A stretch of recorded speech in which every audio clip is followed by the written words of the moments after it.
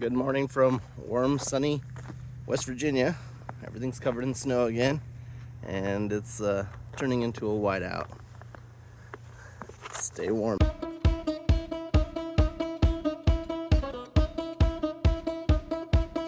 I'm Vance Miller, and this is Wire to Explore YouTube's channel.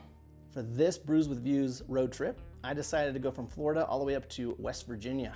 When planning this road trip, I looked at the average temperature for the Parkersburg, West Virginia area, and it looked like they were between the 20s and 30s for January and February.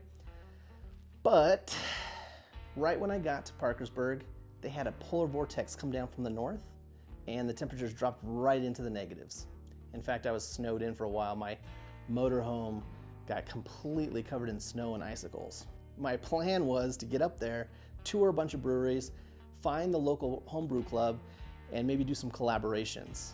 I got onto Facebook and I searched up the local homebrew club, contacted them, and I said, hey guys, I'm a homebrewer from Florida. I'm here in town for 3 months. I would love to meet up with any of you. If you guys have a brew day coming up, let me know. I'd love to join in. And I found out they were gonna have a meetup at Parkersburg Brewing Company right there in downtown. So before the club meeting, I decided to take a tour of the brewery, and I met up with Zach. He's one of the brewers there. And he gave me a tour. It's a 2-story brewery. Upstairs they have the mash tun, and they have the boil unit, and they got the chiller. And then from there, everything is piped down into their fermenters. And these guys have absolutely maximized their use of space. I mean, the fermenters are right there at the rafters downstairs in the basement. They have a small canning line, which is very cool. After the tour, I met up with the homebrew club, and they brought some incredible homebrews. Mexican lagers, IPAs, stouts. This homebrew club makes some really good beers. I let them know that I had a dilemma. I said, hey guys, I brought my 1-gallon brewing setup, and I bought a 5-gallon batch of black IPA, all grain. It was double crushed, and it had all been mixed up, so I couldn't split it up into individual smaller batches. The ratios would have been off, so I asked if anyone was having a brew day and if I could bring this 5-gallon batch to them and we could just brew together. 2 of the home brewers invited me right away to come do a brew day with them, and the first one we set a date, but it looked like as we got closer to that date it was going to be so freaking cold, I think 17 degrees. And it was gonna be an outdoor brew day, so we both said, nah, a little too cold. The second home brewer, Jeff, he invited me over to his home brewery in his basement, and man, what an incredible brew day. I brought over my grains, I brought over my hops, and we had probably one of the best brew days that I've ever had. Oh, that looks dark. Look at that. Oh my gosh, this is a big beer. The grain bill on this is insane.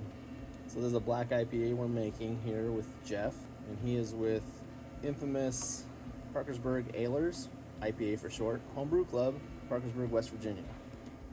This rustic Helles from Woolly Pig is incredible. What a great brewery day beer. But this one is like, it's a little bit fruitier than I thought, and I think it might be because of that Augustiner yeast. 1 ounce Centennial. The beer that we were brewing is a black IPA from Clawhammer, like I said before. And it's, let's see, the grain bill, it says 11 pounds Maris Otter, 1 pound chocolate wheat malt, 1 pound flake rye, 8 ounces of Crystal 120, 8 ounces of Crystal 160, and 8 ounces of Carafa 3. At 60 minutes, I did 1 ounce of Columbus, 0.5 ounce of Cascade, and then at 30, I did another 1 ounce of Centennial. And then at 15, I did 0.5 ounces of Cascade. So after the hop additions and the boil was completed, I took a portion of the wort and fermented it right here in my mini keg, my little corny keg, in my RV and inside of a cooler.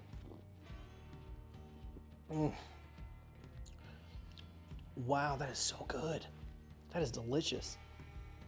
I would have to say overall, this adventure up to Parkersburg, West Virginia has been an absolute success.